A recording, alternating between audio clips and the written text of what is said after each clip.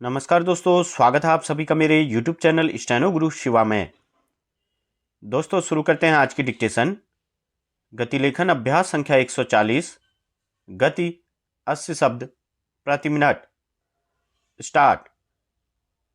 मानव का मन हमेशा से ही अपनी सुरक्षा के लिए सचेत रहा है। सभ्यताओं के शुरुआती दौर से लेकर आज तक हमने इस मामले को कभी हल्के में नहीं लिया है।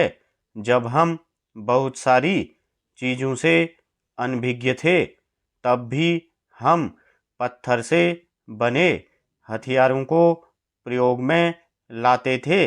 वहीं आज विश्व में परमाणु हथियारों और युद्ध का दौर है। जिसे देखा जाए वही अपने आप को सुरक्षित रखना चाहता है। यह समझने की ज़रूरत है कि यह सुरक्षा किससे और क्यों सुनिश्चित करने की कोशिश की जाती है।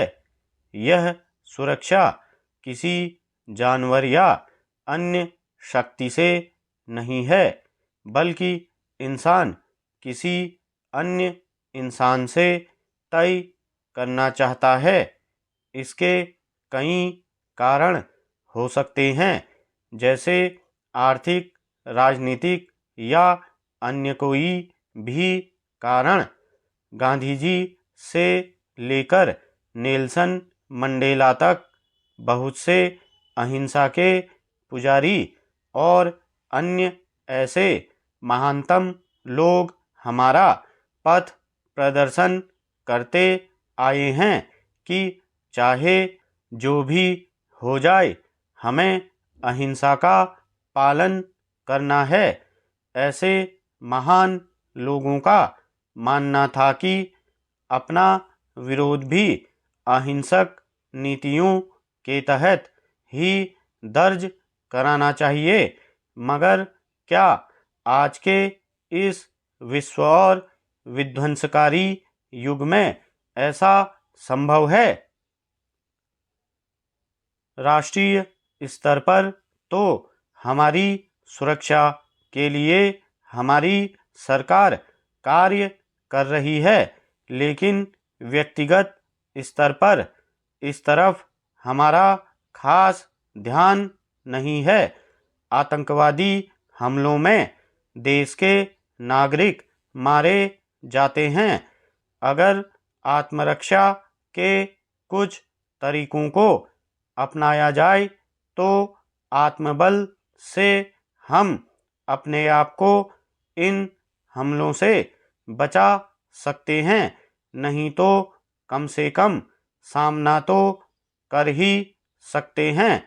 आतंकवादी सिर्फ बाहर ही नहीं हैं, हमारे आसपास भी ऐसे लोग मौजूद हैं जो स्त्रियों और बच्चों को अपने आतंक का शिकार बनाते हैं। यह याद रखने की ज़रूरत है कि हमला सिर्फ कमज़ोर व्यक्ति पर ही नहीं होता है, बल्कि हमारे आत्मबल की ताकत पर भी होता है। बाहरी खतरे से लेकर भीतरी और रहस्यमय अपराधों का जाल काम कर रहा है। इन्हें काटना जरूरी है।